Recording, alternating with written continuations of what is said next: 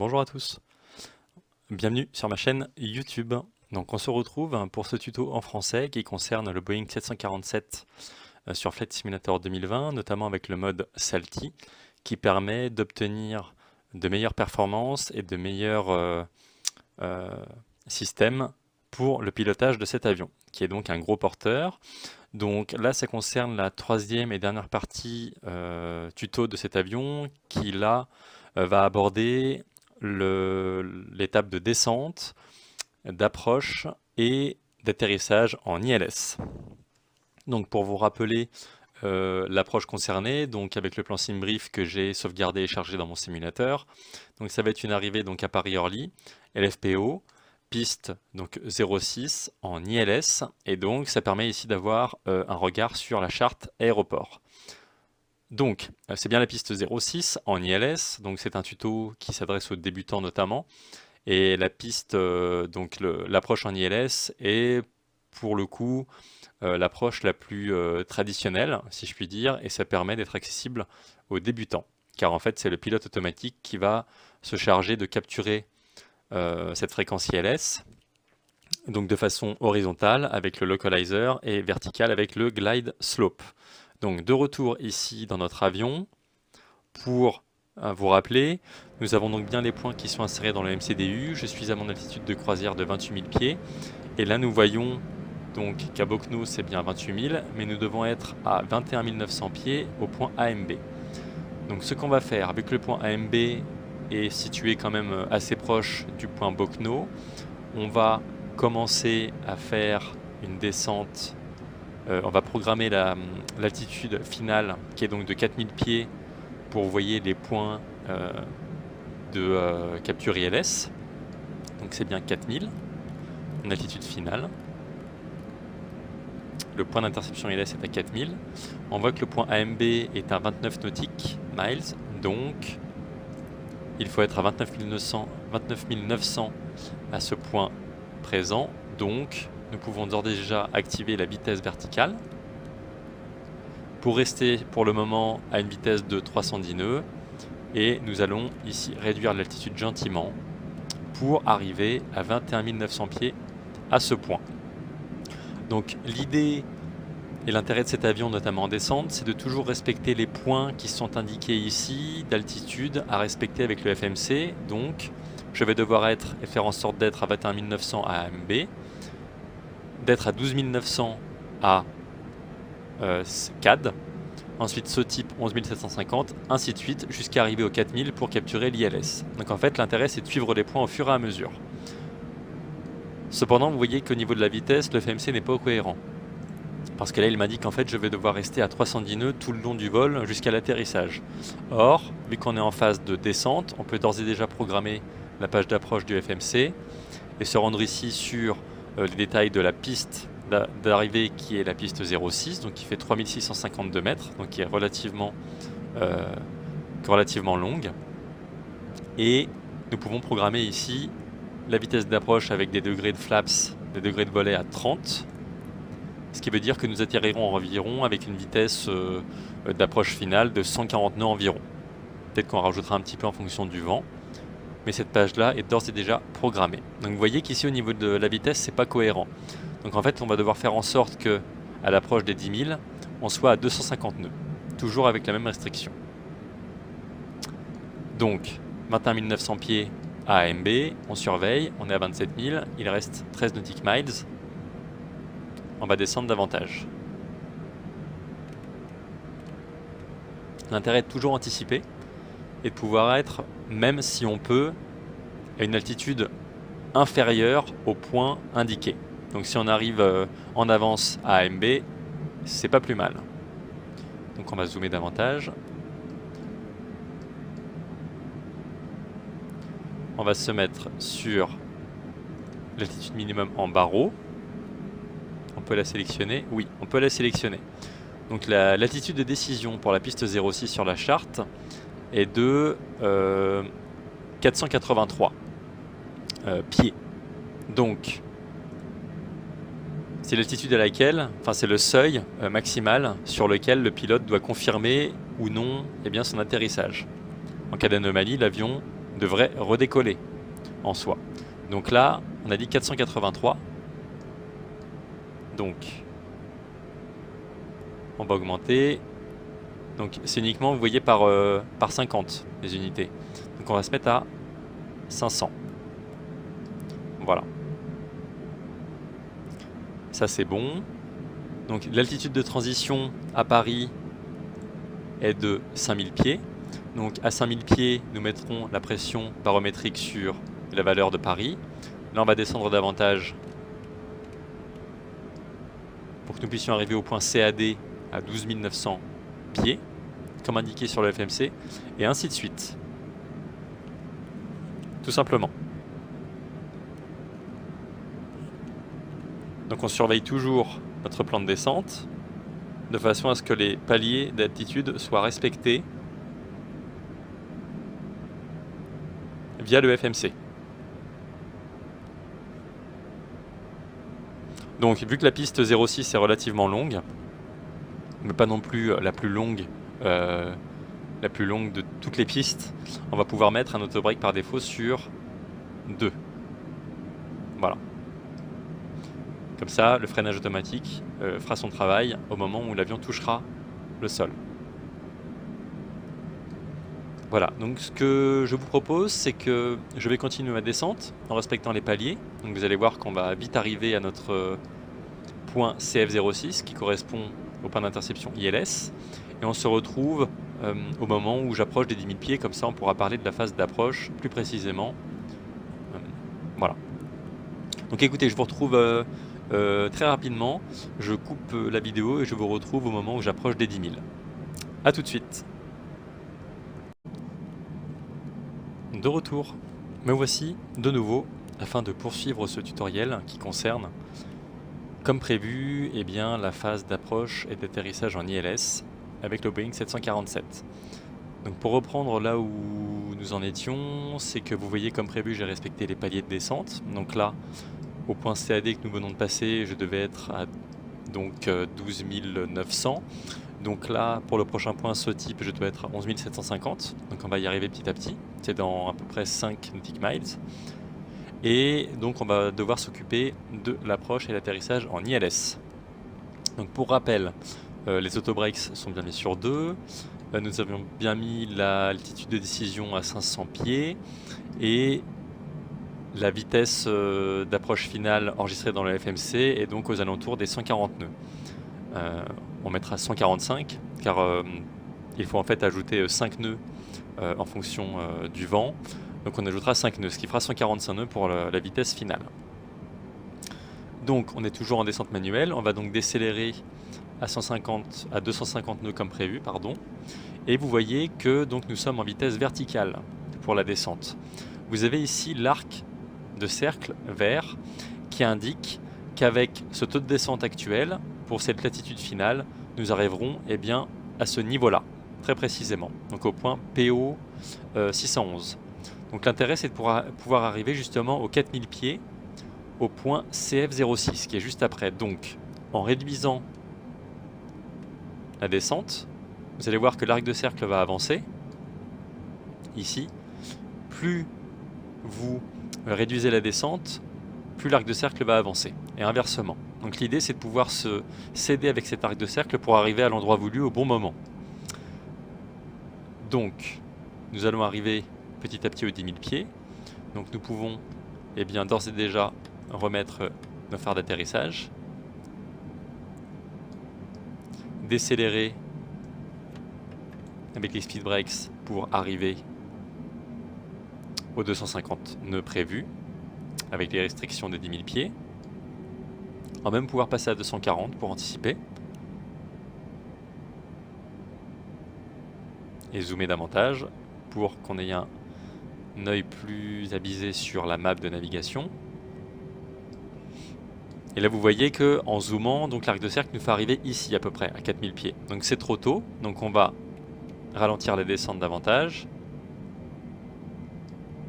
On va rentrer les speed brakes. Donc là l'avion va avoir tendance à réaccélérer. Mais il va essayer de maintenir au maximum les 240 nœuds qu'on a prévus. Donc là on est bien au niveau du palier de descente.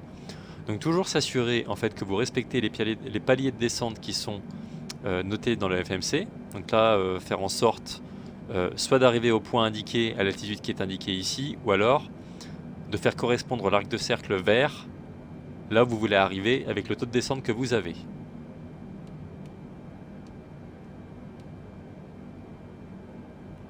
Voilà, donc c'est toujours une histoire d'ajustement, de jauger votre descente et de faire en sorte aussi de bien respecter la vitesse.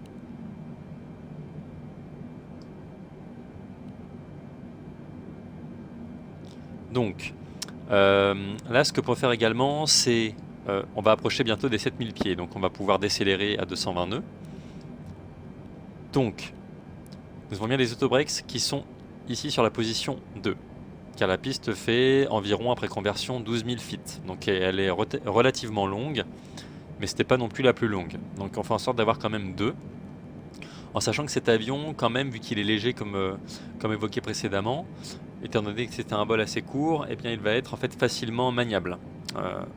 Donc il faut veiller à ne pas faire de mouvements trop brusques avec le joystick au moment de l'atterrissage, d'autant plus que je vais prendre la main manuellement à 500 pieds avant l'atterrissage pour faire un atterrissage manuel, comme fait sur mes précédents tutos.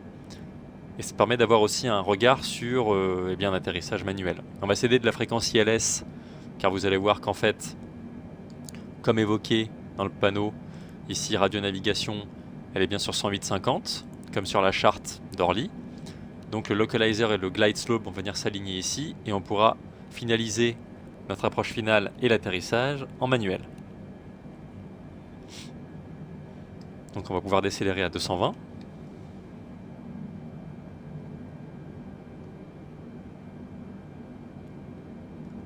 Voici la vue côté passager, donc qui est la vue vitrine, je précise.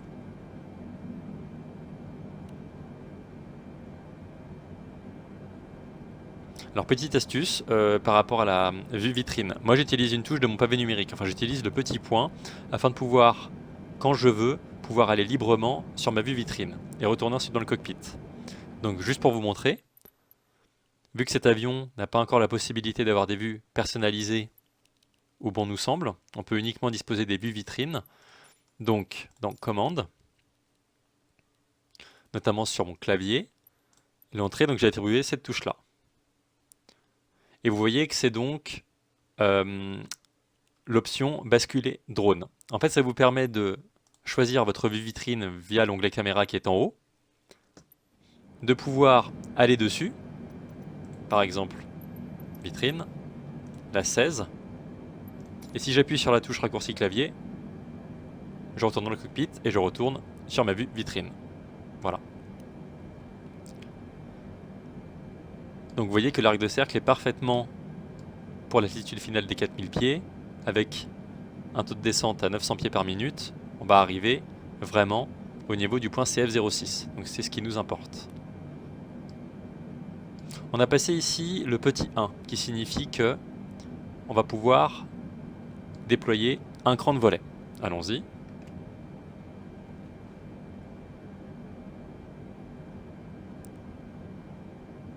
Vu que l'avion décélère, voilà, l'arc de cercle va forcément un peu plus loin. Dès que l'avion reprend son taux de descente approprié, si je puis dire, eh bien l'arc de cercle va revenir à son endroit normal, là où il faut. On arrive ici à peu près au niveau des 5 degrés de volet, on va pouvoir décélérer davantage. Vous voyez que le localizer est comme prévu, prêt à s'enclencher. On n'aura plus qu'à capturer le localizer en appuyant sur lock quand l'avion va amorcer son virage. Et ça va se faire tout seul. Vous voyez qu'ici les speed brakes sont sur armé. Quand ils sont rentrés, comme ceci, ça veut dire qu'ils sont sur off. Ils sont rentrés. Juste en les mettant ainsi, donc sortis et prêts à être déployés, ça veut dire qu'ils sont armés. D'ailleurs, vous avez la petite annotation ici sur arme, pour dire qu'ils sont sur armés quand ils sont levés ainsi. Donc, on va pouvoir mettre 5 degrés de volet. Vous avez toujours ici l'indication comme quoi les volets sont déployer à tant de degrés. Et donc nous allons nous préparer à faire notre dernier virage pour être sur la trajectoire de la piste. Je rappelle que c'est la piste 06 à Paris-Orly.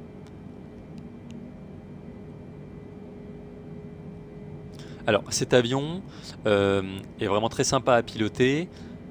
Cependant, je trouve qu'au niveau de l'atterrissage, il fait beaucoup il a tendance à vraiment frôler la piste et avoir du mal à se poser.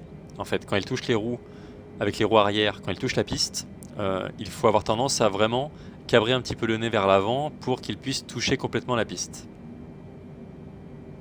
Donc vous voyez que le localizer est actif, on peut le capturer ici avec lock. Donc c'est encadré en vert. Nous voyons que l'avion arrive tranquillement à l'altitude finale des 4000 pieds. C'est très bien parce que le glide slope ici est au-dessus de nous. Donc il va descendre tranquillement par la suite au fur et à mesure qu'on s'approche de la piste pour venir s'aligner sur les ailes. Donc en attendant, ce qu'on peut faire pour anticiper, c'est décélérer davantage à 200.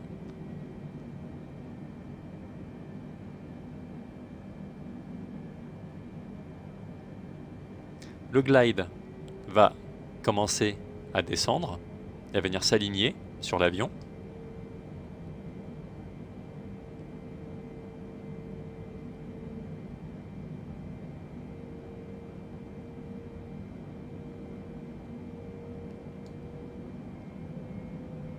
Profitons-en pour décélérer un petit peu, car au moment où le glide slope va être aligné, nous allons devoir sortir les roues de train d'atterrissage. Donc là, nous avons passé la barre des 10 degrés de volet. Donc sortons encore un cran de volet. Nous pouvons appuyer sur approche par anticipation.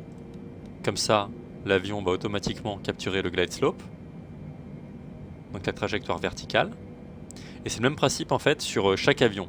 Que ce soit l'Airbus A320, le 787 ou le 747, à partir du moment où c'est une approche ILS, vous avez le localizer à capturer ainsi que le glide slope. Et l'avion fait le reste. Donc là, je prendrai le contrôle de l'avion à partir de 500 pieds avant d'atterrir pour faire un atterrissage manuel. Donc sortons le train d'atterrissage. Vous voyez que le glide slope a été capturé, donc l'avion prend une nouvelle trajectoire afin de s'aligner avec celui-ci. Et maintenant, nous pouvons aller sur notre vitesse d'approche finale de 145 nœuds. Nous avons passé la barre des 20. Un nouveau cran de volet.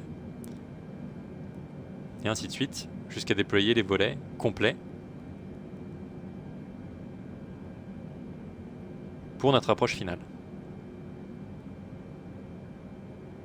On va prévenir la cabine avec ce dont nous disposons pour les prévenir. Voilà. On passe les 25, encore un cran, puis mettons les volets complètement sur 30. Et vous voyez qu'il se déploie.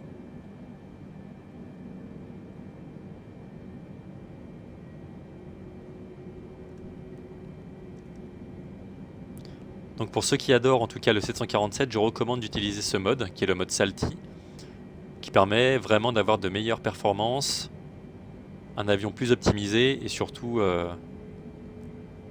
agréable. Plus agréable que l'avion de base. Donc on est bien ici pour correspondre à l'altitude de transition sur 10-12 hectopascales, donc qui correspond à la pression barométrique de Paris, Orly.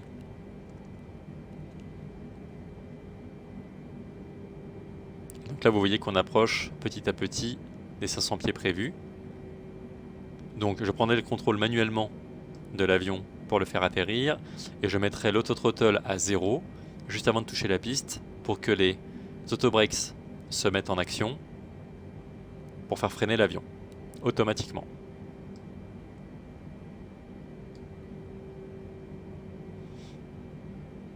Donc la piste 06 est juste devant nous.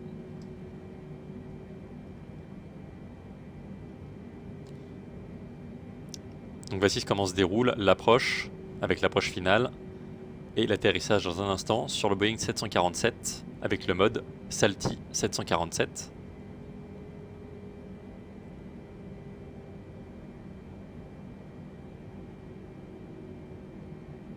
Vous voyez que l'avion essaye de garder au mieux son cap, car nous avons quand même un vent de travers, ici, de 20 nœuds, qui est quand même relativement important.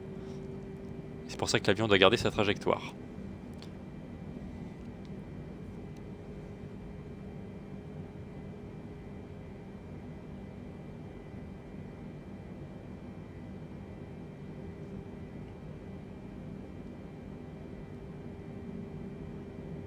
Et on voit d'ailleurs que le localizer ici n'est pas totalement centré à cause du vent.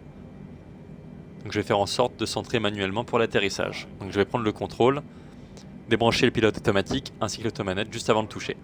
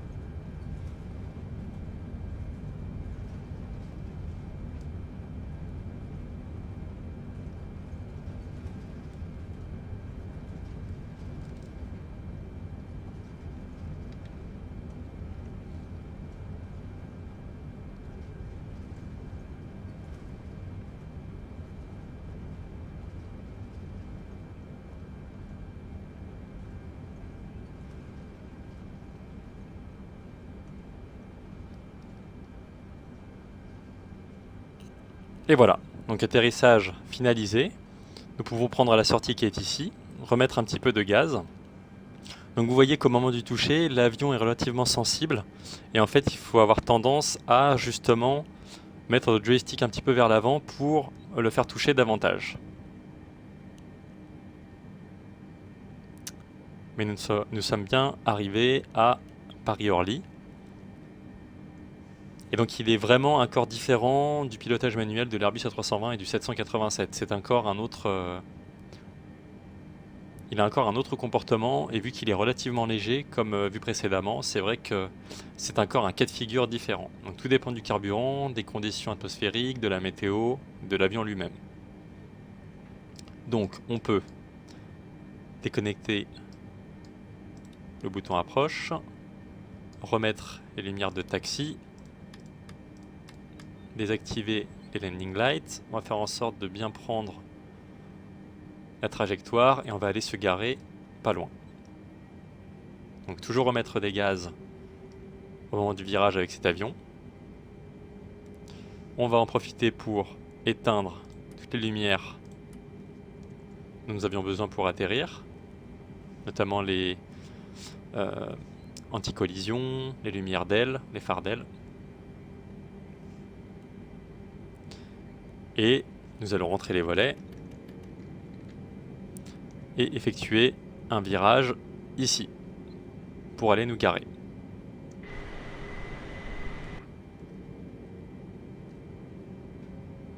Voilà. Donc mettre les gaz toujours un petit peu.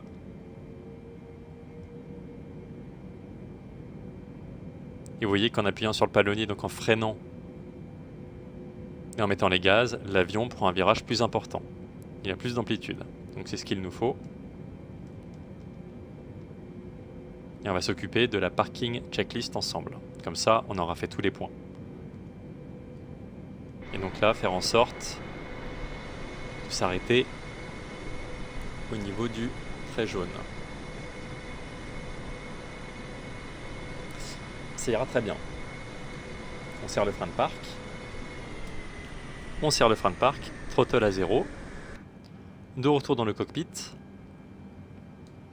On peut, à présent, déconnecter les vannes de carburant, donc dans le sens inverse du Cold and Dark. Nous avions terminer par le 1 et 2. Donc on va faire 1, 2, 3, 4.